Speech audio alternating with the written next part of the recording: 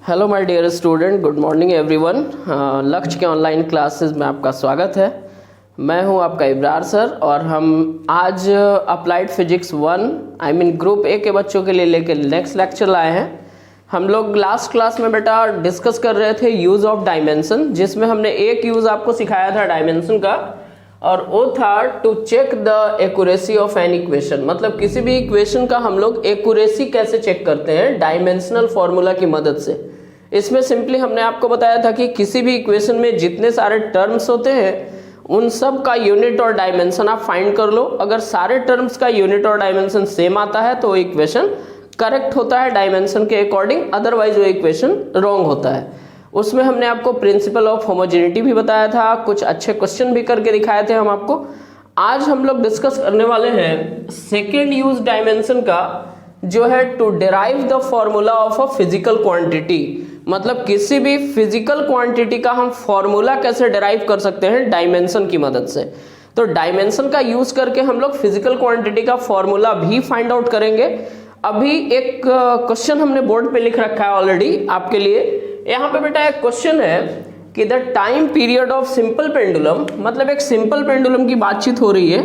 The time period of a simple pendulum depends upon mass of Bob. जो simple pendulum का time period है वो Bob के मास पे डिपेंड करता है। दूसरा ये डिपेंड कर रहा है लेंथ ऑफ ए स्ट्रिंग के ऊपर, मतलब जो धागे की लंबाई है उसके ऊपर, and acceleration due to gravity. Acceleration due to gravity को हम जी से डिनोट करते हैं। मतलब सिंपल पेंडुलम का टाइम पीरियड 3 फैक्टर पे डिपेंड कर रहा है। बॉब ऑफ मास पे डिपेंड कर रहा है, लेंथ ऑफ ए स्ट्रिंग पे डिपेंड कर रहा है, और एक्सेलरेशन ड्यू टू ग्रेविटी पे डिपेंड कर रहा है। ठीक है, अब डायमेंशन की मदद से हमको सिंपल पेंडुलम के टाइम पीरियड का फॉर्मूला चाहिए। तो सबसे पहले आप ये सोचिए कि सिंपल पेंडुलम क्या होता है।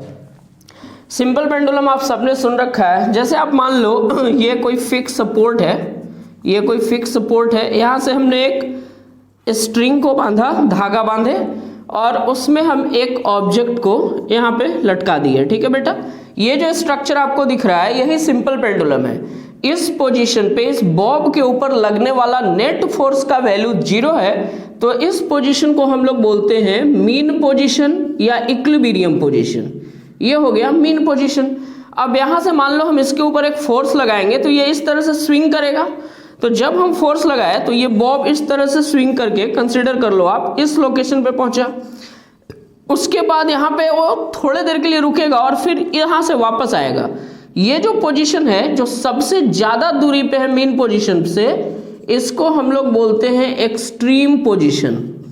ये एक्सट्रीम पोजीशन बोला जाता है। ठीक है, अब यहां से जब ये ऑब्जेक्ट आएगा तो इस पोजीशन पे रुकेगा नहीं ड्यू टू वेलोसिटी। उसके पास वेलोसिटी है, इनर्शिया है, इनर्शिया के कारण वो ऑब्जेक्ट यहाँ रुकेगा नहीं, वो वापस इस डायरेक्शन में बढ़ेगा।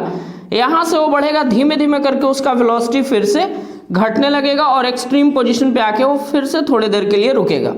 ये सिंपल पेंडुलम अपने मीन पोजीशन के टू एंड फ्रो मोशन में इस तरह से मूव करता रहेगा। अब इसी के टाइम पीरियड का हमको फॉर्मूला डिफाइन करना है डायमेंशन की मदद से।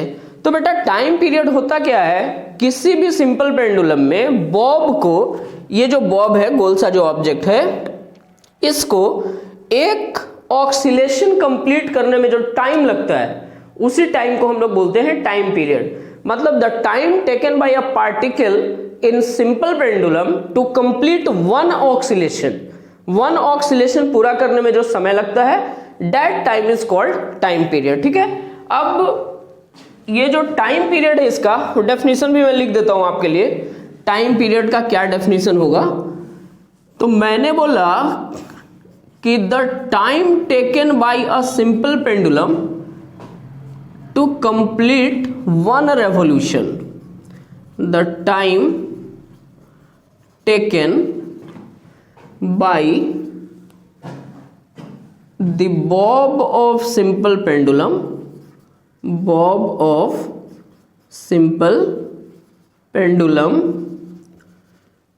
to complete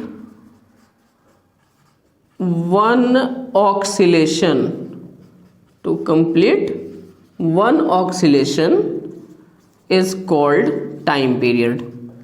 इसी टाइम को हम लोग बोलते हैं टाइम पीरियड। ठीक है, अब हमको डायमेंशन की मदद से सिंपल पेंडुलम के टाइम पीरियड का फॉर्मूला डिराइव करना है।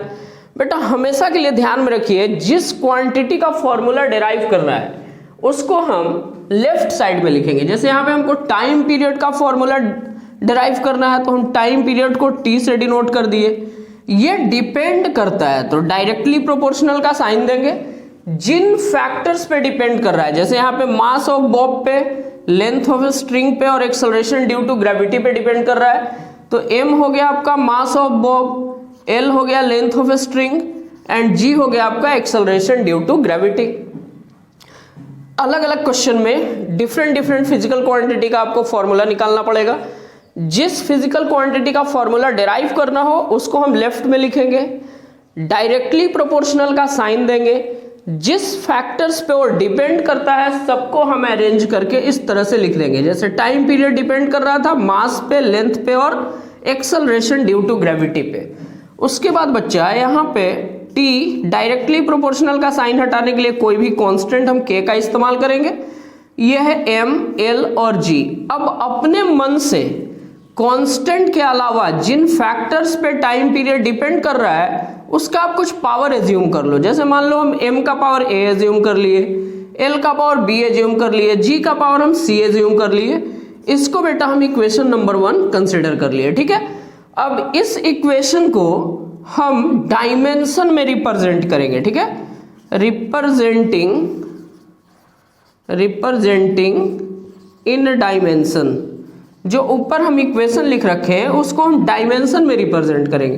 तो बेटा टाइम पीरियड का डायमेंशन क्या होगा, t होगा, मतलब m0 l0 t का पावर 1, ये टाइम पीरियड का डायमेंशन हो गया, is equal to k into m बोले तो मास मास का डायमेंशन कैपिटल M, इसका पावर है a। l बोले तो लेंथ का डायमेंशन हो जाएगा l, इसका पावर b। और g मतलब acceleration due to gravity. Acceleration due to gravity का यूनिट होगा मीटर पर सेकेंड स्क्वायर। मीटर पर second square means l upon T square, LT-2 लिख सकते हैं। तो एक्सेलरेशन ड्यू टू ग्रेविटी का डायमेंशनल फॉर्मूला हो गया LT-2 और इसका पावर है c, ठीक है। इधर वाले टर्म को हम वैसे ही कॉपी करते जाएंगे। m0 l0 t का power 1 equal to k into right side में जो भी डायमेंशनल फॉर्मूला लिखा है उसको m l t के टर्म में हम अरेंज करेंगे। तो आप देख लो सिर्फ एक ही जगह पे m है तो m का पावर a रह गया। l आप ध्यान दीजिए, l यहाँ पे भी है और l यहाँ पे भी है। यहाँ पे l का पावर b है और यहाँ पे l का पावर c है। जब दो क्वांटिटी सेम बेस है, दो क्वांटिटी है, बेस सेम है तो इनका पावर ऐड हो जाएगा, ठीक है। बेस सेम होता है तो हम पावर ऐड करते हैं। तो l का पावर हो गया बेटा b प्लस c। उसके बाद टाइम देखिए सिर्फ यहाँ पे है, t का पावर कितना हो गया तो -2 इंटू c, -2c हो गया पावर t का। अब इसको दोनों साइड आप सिंपली कंपेयर कर लीजिए, कंपेयरिंग बोथ साइड्स, दोनों साइड्स हम कंपेयर कर लिए। तो यहाँ पे देखिए m का पावर 0 है और इस तरफ बेटा m का पावर a है। जब बेस सेम होता है तो पावर भी सेम होता है, तो देयरफॉर a बराबर क्या हो गया 0, a का वैल्यू हमको मिल गया। इसी तरह से इधर देखो l का पावर 0 है और इस तरफ l का पावर b प्लस c है, तो therefore b plus c is equal to 0 हो गया। यहाँ देखिए t का पावर 1 है, यहाँ t का पावर -2c है। t का पावर 1 इक्वल टू t का power -2c, -2c equal to 1, therefore c is equal to -1/2। c का वैल्यू हम यहाँ पुट करते हैं तो b प्लस -1/2c, -1/2c की जगह पे इक्वल टू 0, ये उस तरफ जाएगा तो b का वैल्यू हो जाएगा 1/2। मीन्स पावर्स को दोनों साइड से कंपेयर करके, डायमेंशन को कंपेयर करके अपने को a, b और c का वैल्यू पता चल गया। अब इस वैल्यू को हम इक्वेशन 1 में पुट कर देंगे, हमको इसका फॉर्मूला मिल जाएगा। फ्रॉम इक्वेशन 1, इक्वेशन 1 बोलता है बच्चा t is equal to k into m का पावर a और a का वैल्यू क्या है 0 है। उसके बाद l का पावर b और l का वैल्यू पावर b का वैल्यू कितना है 1/2 है। उसके बाद g का पावर c का वैल्यू कितना है -1/2 है। अब आपको पता है कि किसी भी क्वांटिटी का पावर 1/2 मतलब रूट x का पावर 1/2 इक्वल टू √x, और जब किसी क्वांटिटी का पावर निगेटिव है तो नीचे आके पावर पॉजिटिव हो जाएगा। तो हम इसको लिखेंगे t इज इक्वल टू के इंटू, अच्छा m का पावर 0, किसी भी क्वांटिटी का पावर 0 मीन्स उसका वैल्यू 1, ये हो गया आपका √l डिवाइडेड बाई g, नीचे आया तो पावर पॉजिटिव हो गया। अब g का पावर 1/2 मतलब √g, तो therefore t is equal to, ये हो गया आपका k इंटू 1, के √l डिवाइडेड बाई √g। इसको हम ऐसे लिख सकते हैं बच्चा t बराबर k into √l by g। ठीक है, ये टाइम पीरियड का हमको फॉर्मूला मिल गया। हमने डायमेंशन का यूज करके टाइम पीरियड का फॉर्मूला निकाला। वैसे आपको पता है कि सिंपल पेंडुलम के टाइम पीरियड का फॉर्मूला होता है 2π√l बाई g। चूंकि हम लोग डायमेंशन की मदद से जब फॉर्मूला डिराइव करते हैं तो ये जो कांस्टेंट यहाँ पे प्रोपोर्शनलिटी कांस्टेंट अपीयर हो रहा है, इसका वैल्यू हमको नहीं पता चलता है। This is one of the limitation of dimension. ये डायमेंशन का एक लिमिटेशन हम मान सकते हैं। आपको मैं सेपरेटली भी पढ़ाऊंगा कि डायमेंशन का क्या लिमिटेशन होता है। आपके टॉपिक्स हैं, ये आपके सिलेबस में है, लिमिटेशन या ड्रॉबैक ऑफ डायमेंशन। तो उस टाइम भी हम आपको बताएंगे कि जब डायमेंशनल फॉर्मूला की मदद से किसी भी फिजिकल क्वांटिटी का हम फॉर्मूला डिराइव करते हैं तो प्रोपोर्शनलिटी कांस्टेंट का वैल्यू हमको नहीं पता चलता है। यहाँ पे जो k है एक्चुअली में उसका वैल्यू 2π होता है, और जो रियल फॉर्मूला होता है time period of simple pendulum का वो होता है t is equal to 2π√l by g। ठीक है, आई होप कि आपको क्लियर हो गया। कुछ स्टेप्स आपको फॉलो करना है। जिस फिजिकल क्वांटिटी का फॉर्मूला डिराइव करना है उस फिजिकल क्वांटिटी को हम लेफ्ट में लिखते हैं, डिपेंड्स अपॉन की जगह डायरेक्टली प्रोपोर्शनल का साइन देते हैं। जितने फैक्टर्स पे वो डिपेंड करता है सारे फैक्टर्स को हम अरेंज करके लिखेंगे। डायरेक्टली प्रोपोर्शनल का साइन हटा के इक्वल टू का साइन देंगे, उसकी जगह पे हम एक कांस्टेंट k लाएंगे। उसके बाद जितने फैक्टर्स पे वो डिपेंड कर रहा है सबका हम कुछ पावर एज्यूम करेंगे, a b c या x y z, उसको हम लोग इक्वेशन 1 कंसीडर करेंगे। फिर इस इक्वेशन को डायमेंशन में रिप्रेजेंट करेंगे। मास, लेंथ और टाइम के टर्म में डायमेंशन को रिप्रेजेंट करने के बाद दोनों साइड से हम पावर को कंपेयर करेंगे। a b c या x y z जो भी पावर आप मानते हो उसका हम वैल्यू फाइंड करेंगे। वैल्यू फाइंड करने के बाद इक्वेशन 1 में पुट करेंगे, हमको टाइम पीरियड या उस फिजिकल क्वांटिटी का फॉर्मूला मिल जाएगा। ठीक है, आप इसको राइट कीजिए।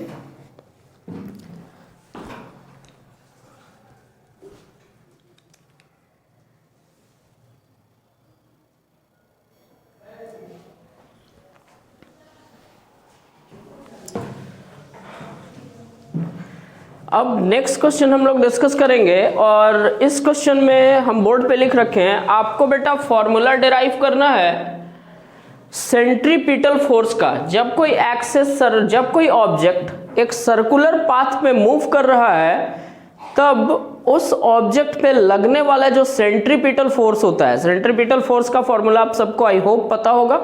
Centripetal force F is equal to mv² by r होता है। ठीक है, अब किसी भी ऑब्जेक्ट पे लगने वाला जो सेंट्रीपिटल फोर्स है, मतलब ऑब्जेक्ट जब सर्कुलर पाथ पे मूव कर रहा है तो उस पे जो सेंट्रीपिटल फोर्स लग रहा है वो सेंट्रीपिटल फोर्स 3 फैक्टर्स पे डिपेंड कर रहा है। ध्यान दीजिए, एक है आपका मास ऑफ ऑब्जेक्ट, मतलब जो ऑब्जेक्ट सर्कुलर मोशन में मूव कर रहा है उसके मास पे, दूसरा उसकी वेलोसिटी पे, और तीसरा रेडियस पे। 3 फैक्टर पे डिपेंड कर रहा है। तो सेंट्रीपिटल फोर्स का आपको फॉर्मूला डिराइव करना है। अभी हम लोगों ने आपको ये समझाया था मैंने कि जिस फिजिकल क्वांटिटी का फॉर्मूला डिराइव करना होता है उसको हम लेफ्ट साइड में लिखते हैं। तो सेंट्रीपिटल फोर्स F से डिनोट किए, ये डिपेंड कर रहा है मास पे, वेलोसिटी पे और रेडियस पे।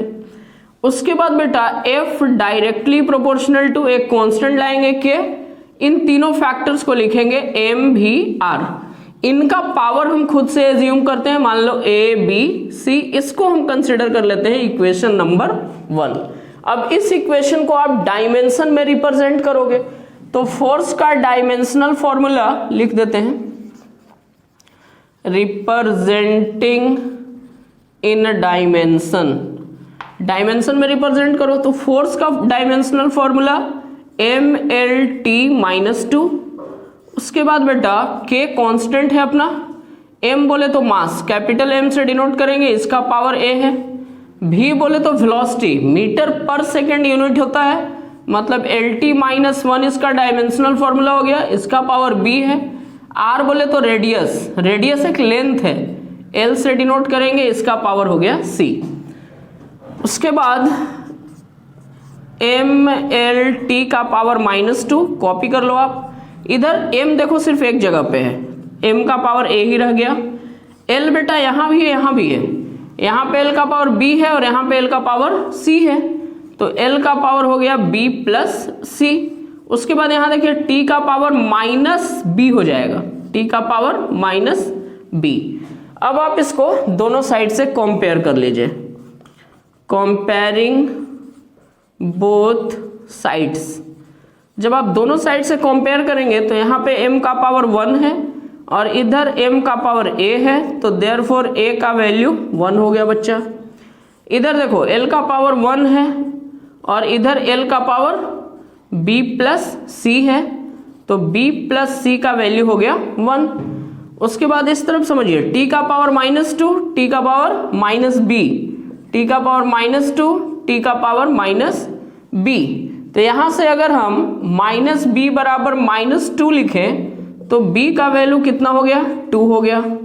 b का वैल्यू मिल गया, यहां पुट कर देते हैं, 2 प्लस c बराबर 1, c बराबर -1, 2 उधर जाके माइनस हो जाएगा ना, तो c का वैल्यू कितना आया, -1 आया। ठीक है, अब इन पावर्स को इक्वेशन 1 में आपको पुट करना है, फॉर्मूला मिल जाएगा फ्रॉम इक्वेशन 1। इक्वेशन 1 बोलता है F is equal to k into m का पावर a, और a का वैल्यू कितना निकला है, 1 निकला है, a का वैल्यू 1। उसके बाद v का पावर b, और b का वैल्यू हम लोग कितना निकाले, 2 निकाले, तो b का वैल्यू हो गया 2। उसके बाद r का पावर c, और c का वैल्यू है बच्चा -1, तो therefore f is equal to k m का पावर 1 हो गया, ये v² और ये नीचे में r आ जाएगा क्योंकि r का पावर -1 है। ये फॉर्मूला हम लोग को सेंट्रीपिटल फोर्स का मिल गया। एक्चुअली में जो सेंट्रीपिटल फोर्स का फॉर्मूला होता है F is equal to mv² by r होता है, लेकिन हम आपको पहले से भी बताया ये बात कि जब हम डायमेंशन की मदद से किसी क्वांटिटी का फॉर्मूला डिराइव करते हैं तो ये जो प्रोपोर्शनलिटी कांस्टेंट है उसका वैल्यू हमको नहीं पता चलता है।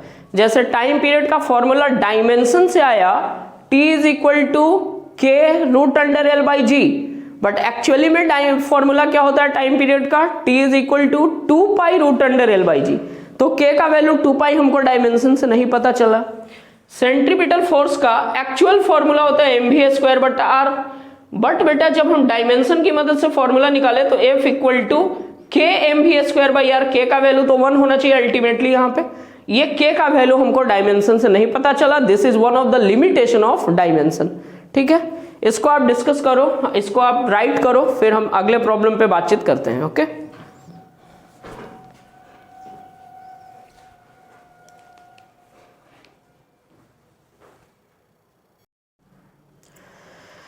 हम लोगों ने लास्ट अभी जो डिस्कस किया डायमेंशनल फॉर्मूला का सेकंड एप्लीकेशन, जिसमें हमने आपको बताया था use of dimension second number में to derive the formula of a physical quantity, मतलब किसी भी फिजिकल क्वांटिटी का हम लोग फॉर्मूला कैसे डिराइव कर सकते हैं। 2 फॉर्मूला बेटा हम तुमको डिराइव करके भी दिखाए। उसके बाद हमने आपको उसमें ये बात एक इंपॉर्टेंट बताया कि जब डायमेंशनल फॉर्मूला का इस्तेमाल करके फिजिकल क्वांटिटी का फॉर्मूला डिराइव करोगे तो जो प्रोपोर्शनलिटी कांस्टेंट है उसका वैल्यू पता नहीं चलता है। This is a limitation of dimensional analysis.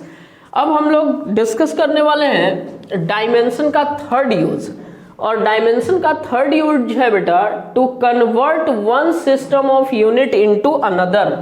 मतलब एक सिस्टम ऑफ यूनिट को हम दूसरे सिस्टम ऑफ यूनिट में कन्वर्ट कर सकते हैं। जैसे फोर्स का ऐसा यूनिट न्यूटन है, फोर्स का सीजीएस यूनिट डाइन है, तो न्यूटन ऐसा यूनिट है, सीजीएस यूनिट डाइन है। न्यूटन को हम डाइन में कैसे कन्वर्ट करेंगे, मतलब 1 न्यूटन या 2 न्यूटन फोर्स को हम डाइन में कैसे कन्वर्ट करेंगे।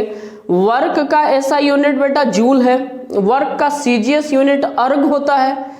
तो ऐसा यूनिट से सीजीएस यूनिट में हम किसी भी क्वांटिटी को कैसे कन्वर्ट करेंगे, डायमेंशन का यूज करके। उसके लिए एक बात आप समझिए, यहां पे हमने लिख रखा है it is based on the fact that the product of numerical value and it's corresponding unit is constant. इस चीज को समझना है। जैसे आप मान लो हम किसी बॉडी का मास लिख रहे हैं और हम लिख रहे हैं 2 kg, ठीक है बेटा। अगर ये ऐसा यूनिट में लिखा गया है तो मास 2 kg है, बट अगर हम सीजीएस यूनिट में लिखेंगे तो ये 2000 ग्राम हो जाएगा। लेकिन मास तो एक्चुअल उतना ही रहेगा, चाहे आप 2 kg बोलो या 2000 ग्राम बोलो, तो मास तो कांस्टेंट ही रहेगा। बट दो अलग अलग यूनिट में जब हम लिखते हैं तो जहां पे न्यूमेरिकल वैल्यू छोटा होता है वहां यूनिट बड़ा होता है, और जहां पे न्यूमेरिकल वैल्यू बड़ा होता है वहां यूनिट छोटा होता है। वही बात यहां पे लिखा हुआ है कि ये जो conversion of system of unit हम लोग सीखेंगे ये किस बात पे बेस्ट है। तो ये बेस्ट इस बात पे है कि किसी भी फिजिकल क्वांटिटी के लिए न्यूमेरिकल वैल्यू और यूनिट का जो प्रोडक्ट होता है वो कांस्टेंट होता है। मतलब n1u1 बराबर n2u2 होता है। अब यहां देखिए n1 की जगह पे हमने n1 लिख रखा है, u1 की जगह पे हम लिखे m1 l1 इंटू t1, ठीक है। ये m1 l1 इंटू जो t1 लिखा हुआ है ये तीनों ऐसा यूनिट में हम ले रहे हैं। m1 का पावर हम a मान लेते हैं, l1 का पावर b मान लेते हैं और t1 का पावर c मान लेते हैं। अभी समझिए n2 ये जो है ये है numerical value in other unit. Other unit में सीजीएस भी हो सकता है, एफपीएस भी हो सकता है, एमकेएस भी हो सकता है। तो n2 जो है वो है numerical value in other unit. और u2 को हम लिखे हैं m2 l2 into t2। m2 का भी पावर है, l2 का भी पावर b और t2 का पावर c, ठीक है। हमको बेसिकली n2 चाहिए होता है, मतलब numerical value in other unit. SI में दिया हुआ है, सीजीएस में कन्वर्ट करना है, तो सीजीएस में न्यूमेरिकल वैल्यू कितना होगा, तो n2 बराबर, अगर बेटा हम यहां से n2 का वैल्यू निकालेंगे तो ये पूरा जाके डिवाइड हो जाएगा। Means n2 equal to n1 के साथ है m1 l1 t1 और divided by m2 l2 t2। अब देखिए m1 का भी पावर a है, m2 का भी पावर a है, तो m1 बाय m2 का होल पावर a हो गया। l1 का भी पावर b है, l2 का भी पावर b है, मतलब l1 बाय l2 का पावर b हो गया। t1 का पावर c है, t2 का भी पावर c है, तो t1 बाय t2 का होल पावर c हो गया। इतना इस कॉन्सेप्ट को लगाना है हमको कन्वर्जन के लिए। एक सिस्टम ऑफ यूनिट से दूसरे सिस्टम ऑफ यूनिट में जब हम कन्वर्ट करेंगे तो हमको ये कॉन्सेप्ट लगाना है। अब एक सवाल समझिए, एक क्वेश्चन बोलता है convert 1 Newton in CGS unit, 1 Newton of force, ठीक है। 1 न्यूटन फोर्स को आप सीजीएस यूनिट में कन्वर्ट करो तो 1 न्यूटन, तो n1 हम क्या माने हैं यहाँ पे देखो, n1 numerical value in SI unit. 1 Newton, Newton ऐसा यूनिट है बेटा, तो n1 का वैल्यू 1 हो गया। 1 न्यूटन बोल रहा है ना, तो n1 हम मानते हैं numerical value in SI unit. तो एसआई यूनिट में न्यूमेरिकल वैल्यू हमारा कितना हो गया, 1 हो गया। अच्छा न्यूटन क्या होता है, तो न्यूटन होता है, आपको पता है कि फोर्स का ऐसा यूनिट होता है न्यूटन। फोर्स बराबर मास इंटू एक्सेलरेशन, मास का ऐसा यूनिट केजी, एक्सेलरेशन का मीटर पर सेकेंड स्क्वायर। तो न्यूटन को हम केजी मीटर पर सेकेंड स्क्वायर बोलेंगे। यहां से डायमेंशनल फॉर्मूला केजी के लिए m, केजी मास बताता है, m मीटर लेंथ बताता है, l सेकेंड टाइम बताता है t, बट सेकेंड का पावर -2 तो t का भी पावर -2। अब यहाँ पे देखिए m के पावर को हम a बोलते हैं, l के पावर को b बोलते हैं और t के पावर को c बोलते हैं। तो यहाँ पे m का जो पावर है 1 है, तो a का वैल्यू 1 हो गया। b, l का पावर b होता है, तो यहाँ पे l का पावर 1 है तो b का वैल्यू 1 हो गया। t का पावर -2 है, t के पावर को c बोलते हैं, तो c का वैल्यू कितना हो गया, -2। मतलब A का वैल्यू 1, B का वैल्यू 1 और C का वैल्यू -2। अब हम ये फॉर्मूला लगा दिए, N2 बराबर N1 into M1 by M2 का power A, L1 by L2 का power B, T1 by T2 का पावर C। अब यहाँ पे आपको समझना है कि ये जो 1 1 वाला है ये सब SI में है, 2 2 वाला सब CGS में है। M1 का मतलब 1 kg, M2 का मतलब 1 ग्राम, L1 का मतलब 1 मीटर, L2 का मतलब 1 सेंटीमीटर। T1 टाइम बेटा CGS यूनिट में भी सेकंड होता है टाइम का यूनिट, SI यूनिट में भी टाइम का यूनिट सेकंड होता है। तो T1 1 सेकंड, T2 भी कितना हो गया 1 सेकंड। अब इन सारे वैल्यूज को हम यहाँ ऊपर पुट करेंगे तो N2 बराबर N1 का वैल्यू पहले 1 था तो N1 की जगह पे देखिए, N1 की जगह पे 1 लिखे, M1 की जगह 1 kg और M2 की जगह पे 1 ग्राम, L1 की जगह 1 मीटर, L2 की जगह 1 सेंटीमीटर। टाइम के लिए ऊपर भी सेकंड, नीचे भी सेकंड, ये कट गया, कैंसिल हो गया। अब यहाँ पे देखिए N2 बराबर 1 इंटू N2 बराबर 1 इंटू बेटा 1 kg बराबर 1000 ग्राम डिवाइडेड बाई नीचे ग्राम, मीटर बराबर यहाँ जो लिखा हुआ है 1 मीटर बाई 1 सेंटीमीटर, तो मीटर को हम 100 सेंटीमीटर लिखे, नीचे में सेंटीमीटर था, ग्राम से ग्राम कैंसिल हो गया, सेंटीमीटर से सेंटीमीटर कैंसिल हो गया, 10 का पावर 3 और 10 का पावर 2 मतलब 10 का पावर 5। हमको N2 का numerical value in CGS unit मिल गया कितना 5। तो 1 न्यूटन बराबर अभी हम लोग लिखे थे N1 U1 बराबर N2 U2, तो N1 1 था, U1 न्यूटन को कन्वर्ट करना था, 1 न्यूटन बराबर N2 का वैल्यू मिला 10 का पावर 5 CGS। अब फोर्स का CGS unit gram centimetre second का पावर -2, जिसको हम लोग क्या बोलते हैं डाइन बोलते हैं। तो देयरफॉर 1 न्यूटन बराबर 10 का पावर 5 डाइन। ये जो हम लोगों ने कन्वर्ट किया एक सिस्टम को दूसरे सिस्टम में, इसमें हमने डायमेंशनल फॉर्मूला का इस्तेमाल किया, इसीलिए इसको हम बोलते हैं use number 3rd dimensional formula का, जिसमें हम लोग सीखते हैं to convert one system of unit into another. एक दो क्वेश्चन और हम आपको करके दिखाते हैं, एकदम से आपका क्लियर हो जाएगा कॉन्सेप्ट। इसको आप जल्दी से राइट करो।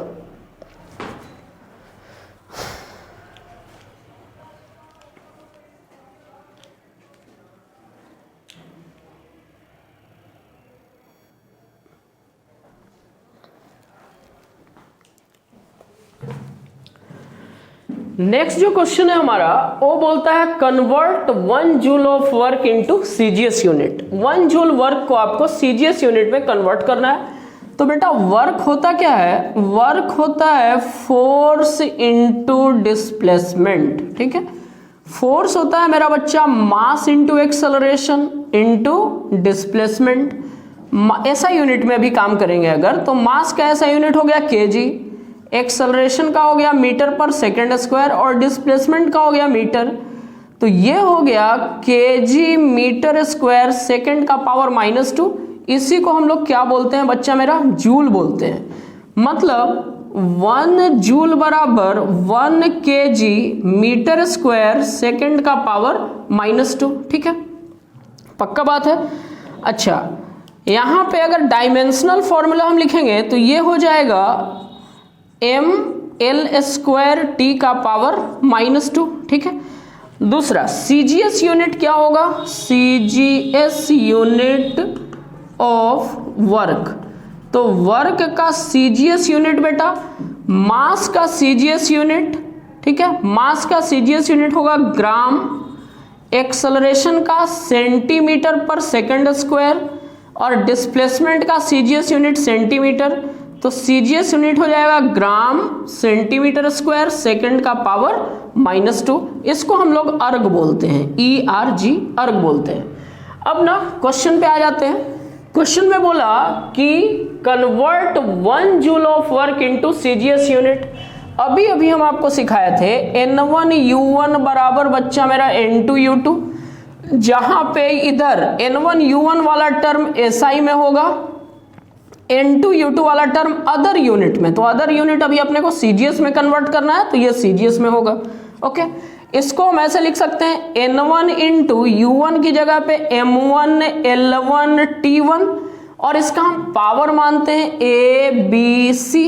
ठीक है, उसके बाद ये N2 हो गया बच्चा, U2 की जगह पे हम लिखेंगे M2 L2 T2 और इसका भी पावर मानते हैं हम A B C। अब A B और C का हमको वैल्यू गिवन है, यहां देखिए A का वैल्यू, M का पावर आप A मानते हो ना, अभी उस पे जाते हैं। पहले यहां से देखो N2 बराबर CGS यूनिट में लाना है तो N2 का वैल्यू चाहिए, N2 बराबर N1 इंटू M1 का पावर A, L1 का पावर B, T1 का power C divided by M2 का पावर A, L2 का पावर B, T2 का पावर C। अब N2 बराबर N1 इंटू, ऐसा लिख सकते हैं हम, M1 बाई M2 का whole power A, L1 by L2 का whole power B, T1 by T2 का होल पावर C। पक्का बात है। अच्छा, ए बी सी का वैल्यू, तो अभी अभी आप डायमेंशनल फॉर्मूला लिखे वर्क का, तो आपको पता चला एम एल स्क्वायर टी का पावर -2। तो यहां से आप देखिए m का पावर a मानते हैं तो a का वैल्यू 1 हो गया, l का पावर b मानते हैं b का वैल्यू 2 हो गया, t का पावर c मानते हैं तो c का वैल्यू -2 हो गया। दूसरा, यहाँ क्वेश्चन में 1 जूल को कन्वर्ट करना है तो n1 का वैल्यू आपको कितना हो गया, 1 हो गया। ठीक है, और सारा बात समझो, m1 क्या है बच्चा मेरा, तो m1 है 1 kg SI में, इधर वाला सब SI में है, देखो यहाँ लिखा हुआ है m1 1 kg है, m2 बेटा 1 ग्राम है, L1 का है मेरा बच्चा 1 मीटर, L2 क्या है बेटा 1 सेंटीमीटर, T1 बेटा 1 सेकेंड है, T2 भी क्या है 1 सेकेंड है। इन सब का वैल्यू यहां पे आप पुट करो तो देयरफॉर N2 बराबर N1 का वैल्यू 1 हो गया इंटू N1 का वैल्यू 1 हो गया, M1 की जगह पे 1 kg और M2 की जगह पे 1 ग्राम, तो ये 1 kg बाई 1 ग्राम और उसका पावर A, देखिए M1 बाई M2 का पावर A का वैल्यू 1। उसके बाद बच्चा L1 बाई L2, तो L1 है 1 मीटर, L2 है आपका 1 सेंटीमीटर, इसका पावर B, T1 है बेटा 1 सेकेंड, T2 भी है 1 सेकेंड, इसका पावर C का वैल्यू, B का वैल्यू भी 1 था ना, B का वैल्यू 2 है, B का वैल्यू 2 है और इसका पावर है आपका C का वैल्यू -2। तो ये सेकेंड तो आपका कैंसिल हो गया। अब इन सब का वैल्यू रखो तो N2 बराबर 1 इंटू kg मतलब 1000 gram divided by 1 into gram means gram, इसका power 1, 1 metre 100 centimetre divided by centimetre, इसका पावर 2, वो तो कैंसिल हो गया। ग्राम से ग्राम को कैंसिल कर रहे हैं, सेकेंड सेंटीमीटर से सेंटीमीटर को कर रहे हैं, तो N2 बराबर 1 इंटू, ये देखिए 1000 इंटू 100 का स्क्वायर मतलब 10 का पावर 4, 10 का पावर 4 इंटू 10 का पावर 3, तो ये N2 हो गया आपका 10 का पावर 7। N2 क्या है, तो N2 है numerical value in CGS unit, CGS unit में न्यूमेरिकल वैल्यू, ये देखिए N2 CGS यूनिट में न्यूमेरिकल वैल्यू, तो देयरफॉर 1 जूल बराबर 10 का पावर 7 और CGS यूनिट इसका ग्राम सेंटीमीटर स्क्वायर, सेकंड का पावर -2 जिसको हम लोग अर्ग बोलते हैं, तो 1 जूल इज इक्वल टू 10 का पावर 7 अर्ग। इस तरह से ये प्रॉब्लम आपका सॉल्व हो गया। ठीक है, इसको लिखिए, एक और क्वेश्चन कराएंगे, मस्त क्लियर हो जाएगा। आई होप कि इसी क्वेश्चन में आपका सारा कॉन्सेप्ट क्लियर हो गया होगा। एक क्वेश्चन और हम आपके प्रैक्टिस के लिए करवाते हैं, इसको राइट करो जल्दी।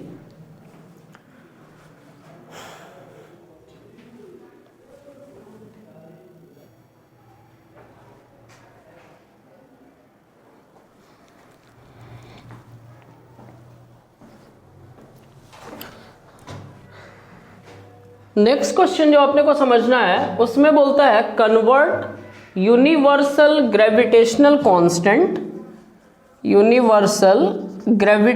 Constant into CGS unit. तो सबसे पहले बच्चा आप ये समझ लो कि यूनिवर्सल ग्रेविटेशनल कांस्टेंट क्या होता है। न्यूटन साहब ने ऐसा बताया था कि कंसीडर कर लो ये एक ऑब्जेक्ट है, इसका मास m1 है, ये एक अनदर ऑब्जेक्ट है, इसका मास m2 है, इन दोनों के बीच का डिस्टेंस r है, तो इनके बीच में जो ग्रेविटेशनल फोर्स लगता है वो लगता है F बराबर g m1 into m2 divided by R square. यहाँ पे बेटा g को बोलते हैं यूनिवर्सल ग्रेविटेशनल कांस्टेंट, तो अगर हम g का वैल्यू निकालेंगे तो ये आर स्क्वायर जाके मल्टीप्लाई हो जाएगा, F R square divided by m1 into m2। ठीक है, अब SI यूनिट में सबसे पहले हम इसका यूनिट लिखेंगे SI में। तो SI में जब लिखेंगे बाबू तो फोर्स होता है मास इंटू एक्सेलरेशन, मास हो गया kg, फोर्स होता है मास इंटू एक्सेलरेशन, मास का हो गया kg, एक्सेलरेशन का मीटर पर सेकेंड स्क्वायर, ये फोर्स की जगह पे, आर स्क्वायर मतलब distance metre square divided by mass kg, फिर से मास kg, एक kg आपका कैंसिल हो गया, तो SI यूनिट में ये निकल के कितना आया, kg एक ऊपर जाएगा तो kg का पावर -1। ठीक है, उसके बाद metre into metre square, metre cube, second का पावर -2। ठीक है, ये यूनिट हो गया। और एक्चुअली में जब इसको आप CGS में लिखोगे तो वो भी लिख ही लो आप यहीं पे, CGS में ये हो जाएगा ग्राम इनवर्स, ये हो जाएगा सेंटीमीटर क्यूब, सेकेंड का पावर -2। ठीक है, G का एक्चुअली में न्यूमेरिकल वैल्यू क्या होता है, तो G होता है 6.67 इंटू 10 का पावर -11 SI यूनिट में। और उसका SI यूनिट क्या होता है बच्चा, SI यूनिट होता है पर kg मीटर क्यूब, सेकंड का पावर -2, पर kg मीटर क्यूब, सेकंड का पावर -2। इसको हमको कन्वर्ट करना है CGS यूनिट में, फिर से वही दिमाग लगेगा, CGS यूनिट में कन्वर्ट करना है तो N2 बराबर N1 into M1 by M2 का पावर A। ठीक है, L1 बाई L2 का power B, T1 by T2 का power C। A B C का वैल्यू चाहिए तो आप डायमेंशनल फॉर्मूला लिख के देख लो, डायमेंशनल फॉर्मूला ऑफ G, ये देखिए kg की जगह पे M आया, पावर कितना -1, मीटर की जगह पे L आया, पावर 3, सेकंड की जगह पे टाइम आया, पावर 2। तो यहां से देखिए A का वैल्यू, M का पावर A होता है ना, A का वैल्यू -1 मिला, B का वैल्यू 3 मिला और C का वैल्यू आपको -2 मिला। उसके बाद M1 क्या है बच्चा, तो M1 है kg, 1 kg, M2 क्या है बेटा 1 ग्राम है भाई, L1 क्या है बेटा 1 मीटर है, L2 क्या है 1 सेंटीमीटर है, T1 क्या है 1 सेकेंड है, T2 क्या है ये भी 1 सेकेंड है। अच्छा ये देखिए N1 का न्यूमेरिकल वैल्यू है, इसी को कन्वर्ट करना है, तो N1 का वैल्यू कितना है 6.67 इंटू 10 का पावर -11। अब हम लोग इस फॉर्मूले पे लगाते हैं इसको, तो ये लिखा हुआ है N2 बराबर N1 का वैल्यू 6.67 इंटू 10 का पावर -11, M1 का वैल्यू 1 kg, M2 का वैल्यू 1 ग्राम, इसका पावर A का वैल्यू -1। उसके बाद बच्चा L1 बाई L2, L1 का वैल्यू 1 मीटर, L2 का वैल्यू 1 सेंटीमीटर, इसका पावर B और B का वैल्यू 3। उसके बाद बेटा T1 बाई T2, T1 भी 1 सेकेंड, T2 भी 1 सेकेंड, इसका पावर -2। तो यहां से ये सेकेंड वाला टर्म आपका उड़ गया, यही दो टर्म को सॉल्व करना था।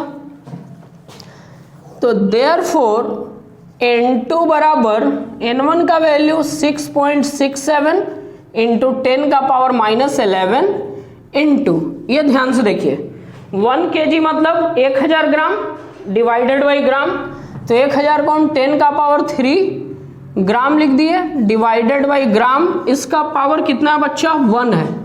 1 मीटर बराबर 100 सेंटीमीटर मतलब 10 का power 2 centimetre divided by centimetre, इसका पावर कितना बेटा 3 है। ठीक है, ग्राम से ग्राम, अच्छा पावर -1 है यहाँ पे, ये वाला आपका पावर है -1, ग्राम से ग्राम कैंसिल हो गया, सेंटीमीटर से सेंटीमीटर कैंसिल हो गया, तो देयरफॉर N2 बराबर 6.67 इंटू 10 का पावर -11, ये हो गया इंटू 10 का पावर -3 और ये हो गया बच्चा 10 का पावर 6। तो देयरफॉर N2 बराबर 6.67 इंटू 10 का पावर -14 -11 -3 -14 इंटू 10 का पावर 6, 14 में से 6 गया -8। तो N2 बराबर 6.67 इंटू 10 का पावर -14 प्लस 6 मतलब -8। ये जो न्यूमेरिकल वैल्यू तुमको निकल के आया किस यूनिट में आया? सीजीएस यूनिट में आया। ठीक है, तो आप बोल सकते हो देयरफॉर 6.67 इंटू 10 का पावर -11 पर केजी मीटर क्यूब सेकंड का पावर -2 बराबर 6.67 इंटू 10 का पावर -8 पर ग्राम सेंटीमीटर क्यूब सेकंड का पावर -2। ठीक है, सीजीएस में आया पर ग्राम सेंटीमीटर क्यूब सेकंड का पावर -2 कन्वर्ट हो गया। आई होप कि ये 3 प्रॉब्लम से आपका टॉपिक वेरी क्लियर हो गया होगा।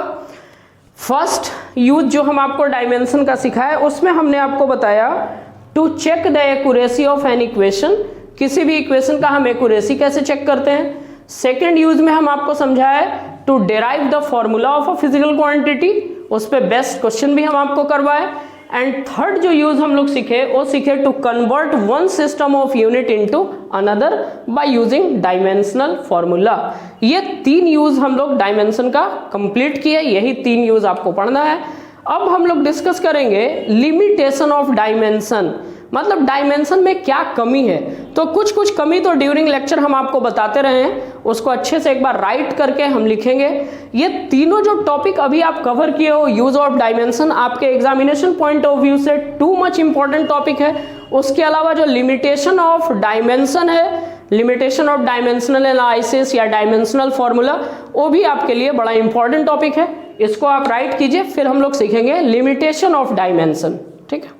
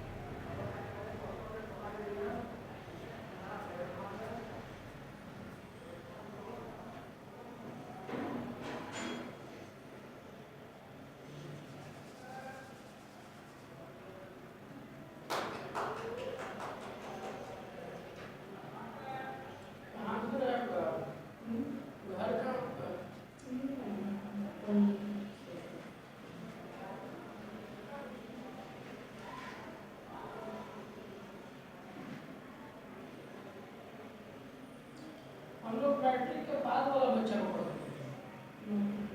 हाँ, अभी तो आपका बच्चा मैट्रिक कितना, 10वां का दे देगी परीक्षा, उसके बाद बात करिएगा। हाँ, तो 10वां के बाद हम लोग पढ़ाते हैं।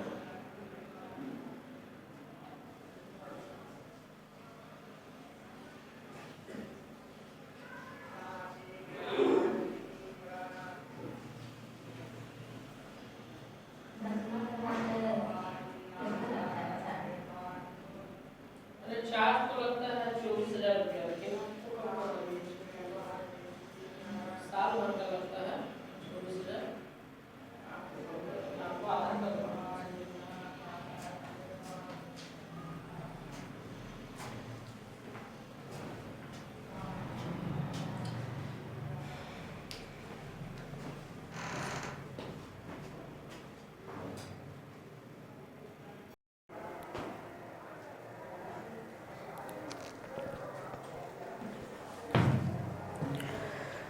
अब हम लोग डिस्कस करेंगे इस सीरीज का लास्ट टॉपिक, मतलब डायमेंशनल एनालिसिस का लास्ट टॉपिक। बेटा डायमेंशनल एनालिसिस में हमने आपको अभी तक जो सिखाया, और सबसे पहले तो हम आपको डायमेंशनल फॉर्मूला लिखना सिखाया कि किसी भी फिजिकल क्वांटिटी का डायमेंशनल फॉर्मूला हम कैसे लिखते हैं।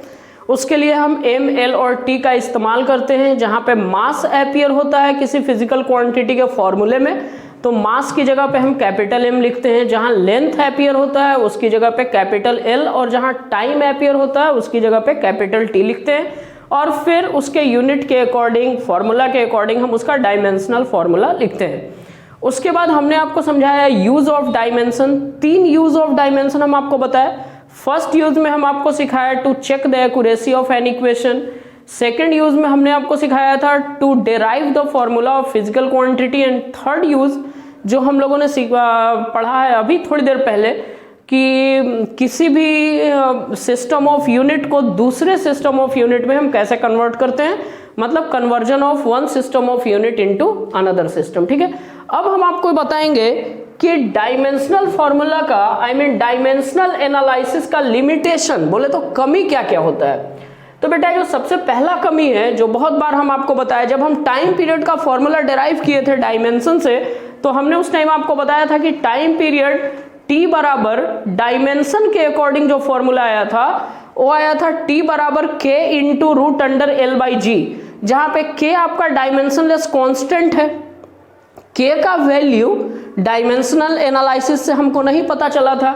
उसके बाद जब mv²/r सेंट्रीपिटल फोर्स का हम फॉर्मूला कैलकुलेट किए थे, वहां पे भी आप देखे थे कि डायमेंशन के अकॉर्डिंग जब फॉर्मूला निकला था तो सेंट्रीपिटल फोर्स F बराबर फॉर्मूला निकला था K इंटू mv²/r, जबकि एक्चुअल में जो फॉर्मूला होता है वो होता है F बराबर mv²/r सेंट्रीपिटल फोर्स। तो K का वैल्यू जो 1 है, जो डायमेंशन लेस कॉन्स्टेंट है, उसका वैल्यू हमको डायमेंशन से पता नहीं चलता है। This is one of the limitation of dimensional analysis. वही बात मैंने यहां पे लिखा है, this method gives no information about the dimensionless constant in the formula like 1, 2, pi, E, exponential etc। मतलब डायमेंशन एनालिसिस की मदद से जब हम किसी फिजिकल क्वांटिटी का फॉर्मूला डिराइव करते हैं तो प्रोपोर्शनलिटी कांस्टेंट या जो डायमेंशनलेस कांस्टेंट होता है उसके बारे में किसी भी तरह का हमको इंफॉर्मेशन नहीं मिलता है। This is a drawback, this is a limitation.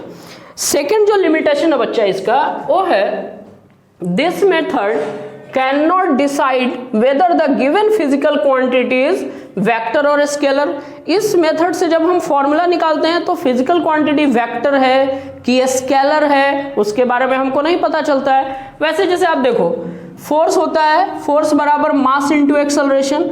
बेटा यहाँ पे एक्सेलरेशन वेक्टर है इसलिए फोर्स वेक्टर है, लेकिन डायमेंशनल फॉर्मूला की वजह से जब हम फिजिकल क्वांटिटी का फॉर्मूला डिराइव करते हैं तब उससे ये नहीं पता चलता है कि कौन सा क्वांटिटी स्केलर है, कौन सा क्वांटिटी वेक्टर है। ठीक है, थर्ड लिमिटेशन है, this method is not suitable to derive relation involving trigonometrical, exponential and log function.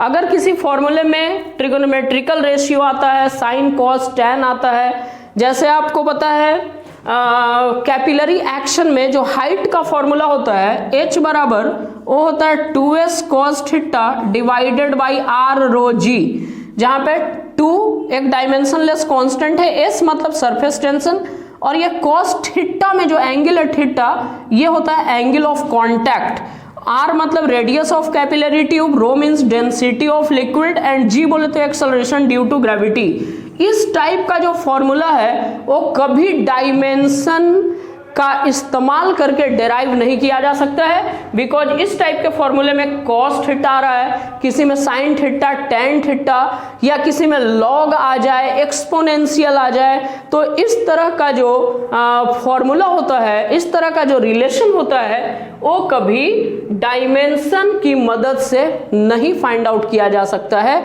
This is a limitation, ठीक है। उसके बाद फोर्थ लिमिटेशन में बोलता है कि it can not be applied to an equation involving more than 3 physical quantity.